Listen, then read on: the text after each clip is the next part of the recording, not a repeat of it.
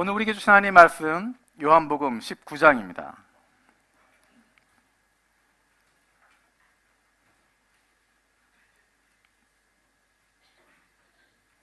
요한복음 19장입니다.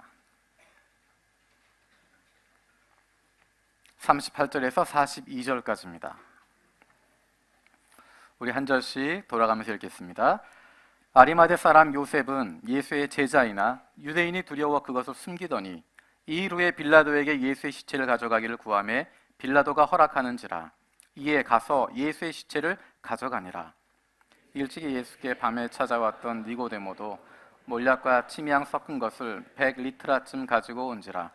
이에 예수의 시체를 가져다가 유대인의 장례 법대로 그 향품과 함께 세마포로 쌌더라. 예수께서 십자가에 못 박히신 곳에 동산이 있고 동산 안에 아직 사람을 장사한 일이 없는 새 무덤이 있는. 다 함께 읽겠습니다. 이날은 유대인의 준비일이요 또 무덤이 가까운 고로 예수를 거기 두니라. 아멘. 1년 365일 가운데 말씀을 전하기 가장 어려운 때, 매일마다 그에 해당하는 말씀들을 전할 수 있고 그에 해당되는 것들을 준비할 수 있는데 1년 365일 가운데 가장 어려운 날이 하루 있습니다. 그날이 언제냐면 바로 십자가에 돌아가신 금요일과 부활하신 주일 사이에 있는 토요일입니다. 우리가 고난주간 이야기할 때도 월화수목금까지 아침마다 말씀을 나누고 예수님 돌아가신 장면까지 같이 나누고 기도하게 되는데 그 다음 연결되는 것은 부활절입니다.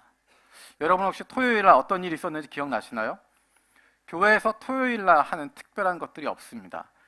교회에서 한다고 하면 주일날 부활절날 할 것들을 준비하는 정도 외에는 토요일날은 별다른 내용이나 별다른 일정들이 없습니다.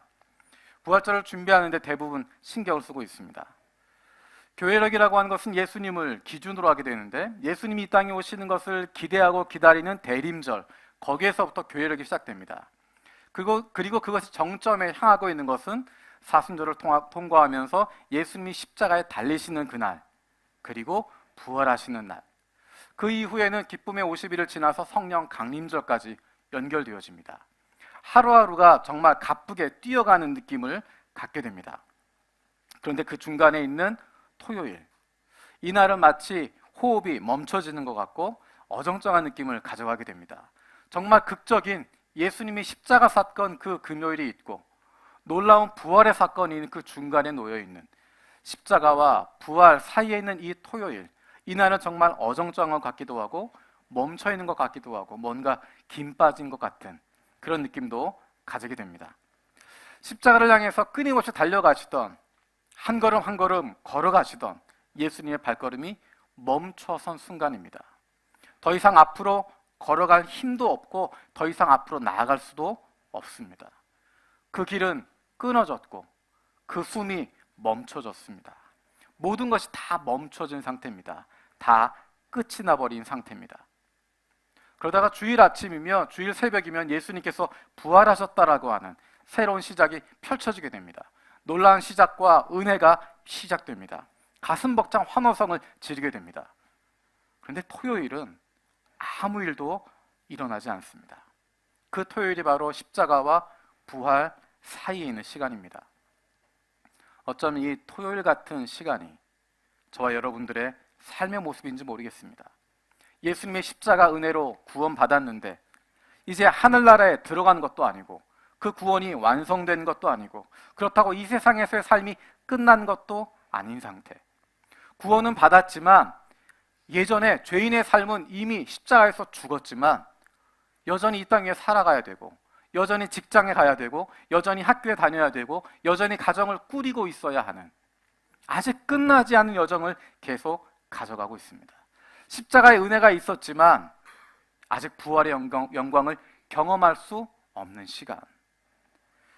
오늘 그리스도인들이 살아가고 있는 이 시간이야말로 어쩌면 십자가와 부활 그 중간에 있는 시간이 아닌지 모르겠습니다.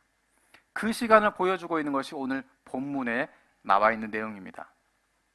19장은 예수님의 십자가의 죽으심을 자세하게 묘사하고 있습니다. 그래서 십자가 위에서 마지막으로 내가 다 이루었다 말씀하시고 숨을 거두십니다. 20장이 넘어가면 예수님의 부활 사건으로 바로 연결됩니다. 그 19장의 예수님의 십자가와 20장의 예수님의 부활, 그 사건의 가운데 놓여 있는 것이 오늘 읽었던 본문의 말씀, 그 토요일의 이야기가 되어집니다. 오늘 본문 가운데 중요한 사람 세 사람이 등장하게 됩니다. 예수님의 장래와 직접적으로 연관되는 사람입니다. 먼저 살펴볼 사람은 빌라도입니다. 우리 38절 말씀 같이 읽어보겠습니다. 38절입니다. 시작. 제사이나 유대인이 두려워 그것을 숨기더니 이 일 후에 빌라도에게 예수의 시체를 가져가기를 구하매 빌라도가 허락하는지라 이에 가서 예수의 시체를 가져가니라. 38절에 보면 잠깐 이름이 등장합니다. 빌라도가 허락하는지라. 예수님이 십자가에 돌아가실 때 그 죄명이 어떤 것이었을까? 우리는 자칫하면 그것이 하나님을 모독한 죄 때문에 십자가에 달렸다라고 생각할 수 있습니다. 하지만 우리가 봤던 빌라도의 재판의 과정들을 다시 한번 생각해 보면 예수님이 십자가에 달리신 이유는 황제 외에 다른 왕이 있다고 이야기했던, 내가 왕이라고 이야기했던, 자칭 왕이라고 했던, 황제를 섬기지 말라라고 이야기했던 반역죄라고 이야기하고 있습니다. 단순히 종교적인 문제라면 그리 십자가에 달 필요가 없지만 대제사장들은 예수를 반역죄로 몰아가는 것입니다. 가이사밖에 왕이 없는데 이 사람이 자신이 왕이라고 이야기한다, 자칭 왕이라고 주장한다라고 하는 것입니다. 그래서 가이사에게 이런 반역하는 사람을 그대로 내버려 두면, 살려두면 당신은 가이사의 충신이 아닙니다라고 이야기합니다. 그 말에 빌라도는 뒤로 물러서게 됩니다. 빌라도는 그 상황을 전체를 미루어 보았을 때 이것이 반역죄가 아니라 단순히 종교적인 부딪힘이고 그 사람들의 이권과 부딪히는 부분이라고 하는 것 정확히 알고 있었지만 빌라도는 이 반역자를 처형하지 않으면 당신은 가이사의 충신이 아닙니다라고 하는 그 이야기에 뒤로 물러서게 되고 예수를 십자가형에 내어주게 되는 것입니다. 그런데 오늘 읽었던 38절에 보면 빌라도가 허락했다라고 이야기합니다. 빌라도가 예수의 시체를 가져가는 것을 허락했다라고 이야기합니다. 여러분, 반역죄를 지은 사람 시범 케이스로 처형하는 것이 십자가형입니다. 그렇게 잔인하게 사람이 죽어가는 것, 비참하게 죽어가는 것, 고통 가운데 죽어가는 것, 그 사람들에게 보여주는 것이고 다시는 반역을 꿈꾸지 못하도록 만드는 것입니다. 그런데 예수의 시체를 내려서 그것을 넘겨주었다라고 이야기합니다. 반역죄로 죽으면, 반역죄로 십자가 처형을 당하게 되면 그대로 십자가에 매달아 두게 됩니다. 그래서 독수리가 와서 쪼아 먹든지 아니면 그 시체를 내려다가 들판에 던져 놓아서 들짐승들이 와서 뜯어 먹든지, 이렇게 황제에게 저항하는 자는, 황제에게 반역하는 자는, 로마 제국에 맞서는 자들은 이런 비참한 최후를 겪게 될 것이라고 하는 경고를 주는 메시지가 바로 십자가 처형입니다. 그런데 오늘 본문에 보면 빌라도가 예수의 시체를 가져가는 것을 허락했다라고 이야기합니다. 게다가 예수님의 어머니가 요청한 것도 아니고 예수의 가족이 요청한 것이 아니라 누군가 다른 사람이 요청했다라고 이야기합니다. 다른 사람이 요청했는데 그 시체를 내준다고 하는 것, 그것은 빌라도의 마음속에 이 예수는 반역자가 아니라고 하는 것을 알고 있다는 것입니다.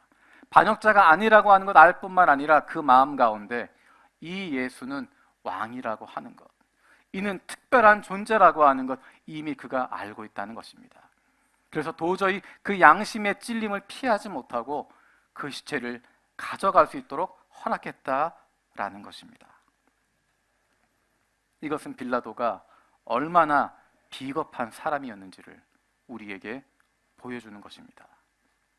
그가 능력이 있었음에도 불구하고, 힘이 있었음에도 불구하고, 예수가 어떤 분인지 알고 있음에도 불구하고 지금 이것이 예수의 잘못이 아니라 사람들이 몰고 가고 있다고 하는 것 분명히 알고 있음에도 불구하고 선을 행하지 못하는 것, 자신이 분명히 판단하고 있는 것, 이것이 옳은 것이다라고 하는 것 알고 있음에도 불구하고 내게 닥쳐올 불이익 때문에, 내게 다가올 어려움 때문에, 그 길을 피하는 것이고 모른 척하고 뒤로 물러서는 것입니다. 그리고 하는 이야기가 나에겐 책임이 없다라고 이야기합니다. 그가 사형을 선고했음에도 불구하고 사형 틀에 내어 주었음에도 불구하고 내 죄는 아니다라고 이야기하고 너희들이 죽였다라고 핑계를 대고 있습니다. 내가 책임져야 하는 것인데, 내가 담당하는 것인데 그것 아닌 것처럼 뒤로 물러서고 있습니다. 그리고 나서는 마지막에 예수의 시체를 가지고 가도록 허락해 주는 그 모습은 얼마나 빌라도가 비겁한 사람이었는지, 힘은 있었지만, 능력은 있었지만, 할 수 있는 권력을 가지고 있었지만 그가 얼마나 무책임하고 얼마나 비겁한 사람이었는지 우리에게 보여주고 있습니다. 그 빌라도와 대조되는 인물이 등장하고 있습니다. 그 사람은 바로 아리마대 사람 요셉과 니고데모라고 하는 사람입니다. 우리 38절, 39절 같이 읽도록 하겠습니다. 38절, 39절입니다. 시작.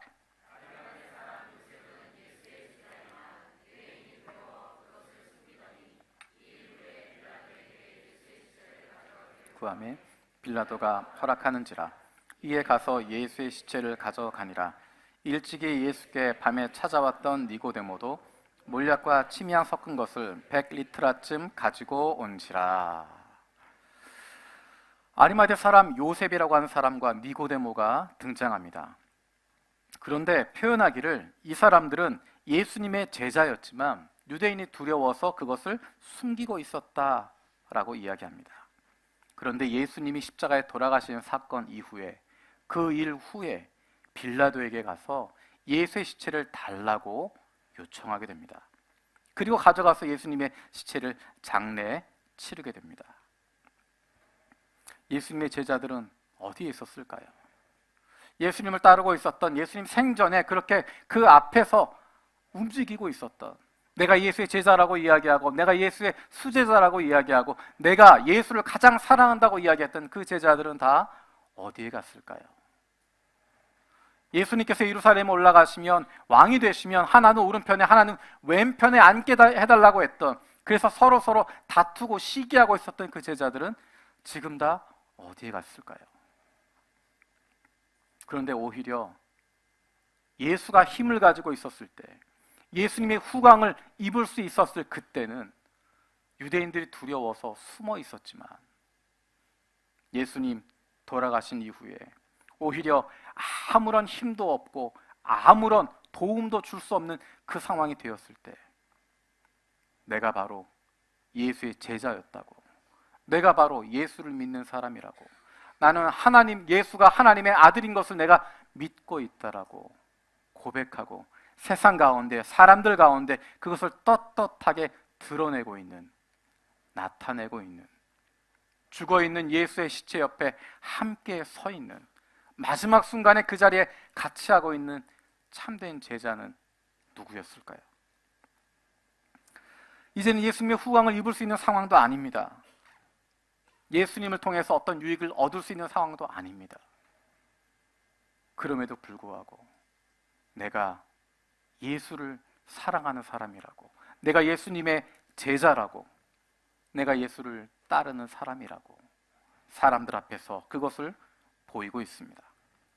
어쩌면 예수님이 힘이 있었을 때, 그 후광을 입을 수 있었을 때 그 앞에 서서 내가 예수님의 제자라고 이야기하고 내가 그분과 함께 했다고 이야기했던 제자들보다 예수님이 힘이 없고 아무 능력 없이 십자가에 달려 죽으시고 차가운 시체로 변했을 때 그 앞에 나와서 내가 당신의 제자입니다, 내가 당신을 믿습니다라고 고백하는 이 아리마대 사람 요셉과 니고데모야말로 예수님을 진정으로 사랑하고 있었던 사람들이 아닐까. 직장을 오래 다니다가 은퇴하신 분들, 특별히 높은 지위에 있으셨던 분들이 공통적으로 하시는 힘든 이야기가 있습니다. 같이 밥 먹자고 하는 사람이 없다는 겁니다. 누가 전화해서 같이 밥 먹자 이야기하지 않는다는 것입니다. 더 나아가서는 먼저 전화해서 밥 먹자고 이야기하면 이런저런 이유로 피한다는 것입니다. 높은 자리에 있을 때, 힘 있는 자리에 있을 때 그렇게 줄을 서서 밥 사겠다고 이야기하고 시간 좀 내달라고 했던 사람들이 자리 잃고 나니까, 힘 잃어버리고 나니까 아무도 돌아보지 않고 아무도 찾지 않는다는 것입니다. 교회를 20년, 30년 열심히 목회하셨던 목사님들이 은퇴하고 나서 가장 먼저 겪으신 어려움이 그런 부분이라고 들었습니다. 교인들 중에 밥 먹자고 전화한 사람이 한 명도 없다는 것입니다. 아무도 연락하지 않고 아무도 돌아보지 않고, 그전에는 그렇게 목사님하고 따르던 사람들이 은퇴하고 나니까 아무런 힘도 없고 아무런 능력도 없고 무엇도 도와줄 수 없는 처지가 되니까 아무도 돌아보지 않더라라는 이야기를 듣습니다. 누군가 힘이 없을 때, 나를 도와줄 만한 능력이 없을 때, 그때도 찾아갈 수 있고 그때도 만날 수 있고, 어떤 목적을 이루기 위해서가 아니라 아무런 목적 없이 그저 같이 밥 먹어줄 수 있는 넉넉함을 가지고 있는 사람, 목적 있는 만남이 아니라 같이 있어주기 위해서 찾아줄 수 있는 사람, 그런 사람이야말로 진정한 친구가 아니겠습니까? 어쩌면 예수님에게 있어서 예수님이 힘이 있을 때, 수많은 기적을 벌이실 때 그 앞에서 떵떵거리던 그 제자들이 아니라 예수님이 힘이 없고 반역자로 취급받게 되어지고 차가운 시체로 변해져 있을 때 그 자리를 지키고 있었던 사람들, 그와 함께 있었던 사람들, 그 예수를 돌보고 있었던 이 사람들이야말로 진정 예수님의 제자들이 아니었을까? 우리가 한 가지 오해하기 쉬운 것이, 이 사람들이 다른 사람들에게 들키지 않게 조용히 했을 것이다 라고 하는 것입니다. 39절에 보면 일찍이 예수께 밤에 찾아왔던 니고데모가 몰약과 침향 섞은 것을 100리트라쯤 가지고 왔다라고 이야기합니다. 100리트라라고 하는 것은 한국 단위로 이야기하는 100근쯤 되는 것입니다. 그램으로 따지면 1리트라는 327g 정도 됩니다. 100리트라라고 하는 것은 32.7kg쯤 됩니다. 그 정도 양은 품속에 감추고 갈 수 있는 것이 아닙니다. 어디에 대충 감추고 갈 수 있는 것이 아니라 밖으로 드러나게 되어 있습니다. 그것을 가지고 가는 것, 짊어지고 가던 끌고 가던 누구든 볼 수 있는 것입니다. 그리고 이 시기는 예수님이 십자가 달려 돌아가신 시기가 오후 3시입니다. 아직 해가 지기 전입니다. 해가 지기 전에, 안식일이 시작되기 전에, 그 전에 일을 해야 되기 때문에 서둘러 일을 하는 것입니다. 아직 해가 지지 않았기 때문에 누구나 볼 수 있습니다. 빌라도에게 가서 예수의 시체를 달라고 이야기할 때 내가 누구다라고 이야기했을 것입니다. 내가 누군데 예수의 시체를 달라고, 내가 예수의 제자라고.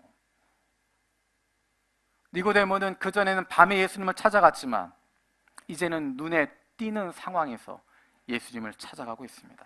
그전에는 거듭난 것이 무엇인지 알지 못하는 상황 가운데 있었지만 이제는 죽음조차 두려워하지 않는 상황이 되었습니다.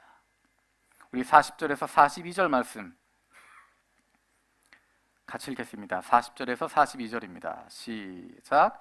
이에 예수의 시체를 가져다가 유대인의 장례법대로 그 향품과 함께 세마포로 쌌더라.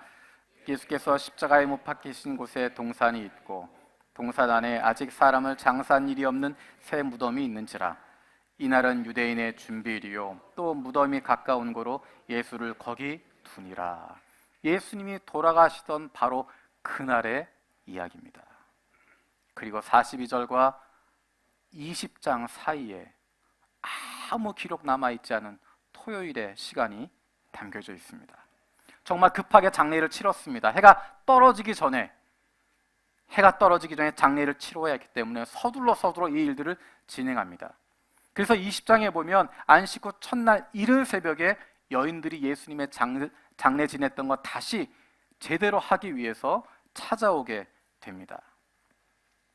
놀라운 것은 예수님의 장례 이야기가 여기에서 이렇게 끝난다는 것입니다. 우리가 요한복음 1장부터 19장까지 오면서 예수님이 얼마나 놀라운 이야기들을, 얼마나 대단한 이야기들을 보고 들었습니까? 이것은 마치 엄청난 액션 영화를 기대하고 있었는데 이제 주인공이 무언가 시작하겠다 마음을 갖고 있었는데, 이제 주인공이 싸울 만하다 싶었는데, 그냥 주인공이 싸움 제대로 한번 하지 않고 그냥 죽어버리고 영화가 끝나는 것 같은 그런 모습입니다. 어쩌면 제자들이 멀리 도망쳤다고 이야기하지만 어딘가 숨어서 귀를 기울이고 있었을지 모르겠습니다. 어딘가 숨어서 십자가를 쳐다보고 있었을지 모르겠습니다. 예수님은 십자가에서 절대로 죽지 않으실 거야. 예수님이 거기서 분명히 뛰어내리실 거야. 예수님께서 십자가에 달려있지만 몇 달이 지나도 싱글싱글 웃으시면서 절대로 죽지 않고 사람들을 기겁하게 만드실 거야. 예수님께서 뭔가 놀라운 기적을 보이실 거야. 그런데 그런 기대와 무관하게 예수님은 아무 힘 없이 그냥 십자가에서 죽으셨습니다. 십자가에서 돌아가실 뿐만 아니라 요셉과 니고데모가 예수님의 시체를 가져다가 장례를 치르는 동안에도, 그래 그것을 무덤에 눕히는 순간에도, 돌로 입구를 막아버리는 그 순간에도 아무 일도 일어나지 않습니다. 마치 모든 소망이 다 끊어진 것 같습니다. 바로 그 순간에 모든 소망이 끊어진 것 같고 더 이상 무엇인가 바랄 수 없는 상황인 것 같은 바로 그 순간에 예수님 옆에 있다고 이야기했던 제자들은 다 도망쳐 버렸지만 숨겨져 있었던, 숨어 있었던, 오히려 드러나지 않고 있었던 그 제자들이, 진정한 제자들이 그 모습을 드러내게 되고 있습니다. 더 이상 예수로 말미암아 예수를 팔아서 무엇인가 영화를 얻고 유익을 바랄 수 없는 상태가 되었을 때, 더 이상 그의 후광을 입을 수 없다고 생각하게 되었을 때, 그에게 무엇인가를 구할 수 없다고 생각하는 순간 되었을 때, 그동안 두려움 가운데 숨어 있었던, 숨겨져 있었던 예수님의 참 제자들이 드러나게 되고 있습니다. 그들은 세상을 믿는 사람이 아니라 하나님을 믿는 사람이었습니다. 예수님이 하나님의 아들이라고 하는 것을 믿었기 때문입니다. 예수님의 자신을 우리 모두를 위해서 내어주셨구나 하는 것을 그들은 알고 있었기 때문입니다. 그래서 하나님을 사랑하는 마음으로 그들은 그들의 위험을 두려워하지 않게 됩니다. 이제 앞으로 내가 예수의 제자라고 하는 것 선언했기 때문에 나에게 다가오게 될 어려움을 당하고 앞으로 다가올 환난, 그것을 기꺼이 맞서겠다고 나서는 것입니다. 사도 바울이 고백했던 것처럼 처음 된 자가 나중되고 나중된 자가 처음 되는 모습을 드러나게 되는 것입니다. 그런데 이들은 아무런 소망이 없는 상태에서 그런 결단을 하고 담대하게 나섰습니다. 저와 여러분들은 어떻습니까? 우리는 이제 곧 예수님께서 부활하신다고 하는 것, 예수님의 부활의 소망을 우리는 분명히 알고 있습니다. 세상에서 죽임을 당해도, 세상에서 환난을 당해도 우리는 예수님처럼 부활하게 되고 영원한 생명을 누리게 된다고 하는 것 알고 있습니다. 그런데 왜 두려워하고 있습니까? 그런데 왜 염려 가운데 있고, 그런데 왜 여전히 두려움에 빠져 있게 됩니까? 오늘은 종교개혁주일입니다. 종교개혁주일에 예수님의 이 장례 본문을 나누게 되고 이렇게 성찬식을 하게 된다고 하는 것이 얼마나 놀랍고 감사한지 모르겠습니다. 우리를 위해서 찢기시고 터쳐지신 예수님의 몸과 피를 기념하면서 우리가 결단하게 되는 것입니다. 예수님과 가까이 하고자 하는 결단, 예수와 함께 나는 죽었고 이제 나는 다시 예수와 함께 부활할 것임을 믿고 오늘을 살아가는 결단하게 되는 것입니다. 그 결단으로 말미암아 우리 안에 날마다 개혁이 일어나게 되는 것입니다. 개혁이라고 하는 것은 갈등을 경험하고 그것을 해결하고 넘어가는 것입니다. 끝없는 갈등과 계속되는 해결, 이것이 바로 계속되는 개혁입니다. 갈등을 피하는 것이 아니라 풀어가는 것입니다. 갈등을 모른 척하고 있는 것이 아니라 그것의 해결책을 찾아가는 것입니다. 그것이 바로 개혁입니다. 우리 안에는 옛사람과 이제 그리스도 예수로 말미암아 새로운 피조물 되어진 새 사람 가운데 갈등이 끊임없이 일어나게 되어 있습니다. 그러한 갈등을 해결해 가는 것을 신앙이라고 이야기합니다. 한순간에 해결되지 않습니다. 그 갈등과 해결이 계속되어지는 것입니다. 그것을 계속되는 개혁이라고, 그것을 계속되는 신앙이라고 이야기합니다. 그것이 바로 우리 한 사람 한 사람들의 계속되는 개혁입니다. 교회도 마찬가지입니다. 조금만 지나면 조금만 지금 이대로가 좋고 편하다고 느끼기 시작하게 됩니다. 예전이 좋았지라고 생각하게 되고 거기 머물고자 하게 됩니다. 하지만 시대는 변하고 우리의 주변은 달라지고 있습니다. 하나님께서 주시는 새로운 물결에 함께 움직여 가야 하는 것입니다. 예전에 머물고 싶은 마음과 이제 새로운 변화의 마음이 동시에 일어나게 되고 그로 말미암은 갈등이 생길 수밖에 없습니다. 그런 갈등이 없는 공동체는 이미 죽어있는 공동체입니다. 그런 갈등이 있기 때문에 살아있는 것이고 변화하게 되는 것이고 발전하게 되는 것입니다. 그런 갈등을 함께 해결해 나가는 것이 바로 개혁입니다. 함께 만들어가는 것입니다. 완성됐다고 다 이루었다라고 말할 수 없습니다. 왜냐하면 끊임없이 우리에게는 변화의 이유가 있기 때문입니다. 우리 속에는 멈추고 싶어하고 익숙한 것에 머무르고 싶어하는 그런 마음이 있기 때문에, 그럼에도 불구하고 달라지지 않으면 하나님께서 원하시는 일을 할 수 없다는 것 알기 때문에 우리는 갈등을 하면서도 한 걸음씩 한 걸음씩 내딛게 되는 것입니다. 그런 갈등을 두려워할 필요 없습니다. 갈등을 피하는 것이 두려운 것입니다. 갈등이 없다고 무시하는 것이 위험한 것입니다. 갈등은 피할 수 없는 것이고 있어야 하는 것입니다. 그리고 갈등은 풀어나가고 해결하라고 주어지는 것입니다. 그 갈등들을 함께 해결해 나가는 것이 바로 개혁입니다. 한 번에 끝나는 일회적인 것이 아니라 끊임없이 이루어져야 할 반복적이고 지속적인 것입니다. 우리 자신의 끊임없는 개혁, 우리 교회와 가정의 끊임없는 개혁은 어떻게 이루어질 수 있을까?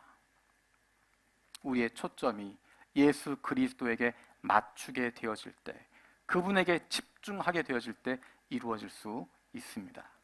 예수 그리스도에게 돌아갈 때, 그분에게 집중할 때, 우리를 위해서 이 땅에 오셔서 십자가를 향하여 한 걸음 한 걸음 걸어가셔서 한 걸음 한 걸음 내딛으시고 마침내 십자가 위에서 다 이루었다 선언하시고 돌아가신 예수 그리스도, 그리고 다시 부활하시고 하늘로 올리우셔서 전능하신 하나님 오른편에 앉아 계신, 그리고 이제 곧 다시 이 땅 가운데 심판주로 오실 예수 그리스도, 그분에게 집중한다면 우린 끊임없는 개혁을 이루어갈 수 있습니다.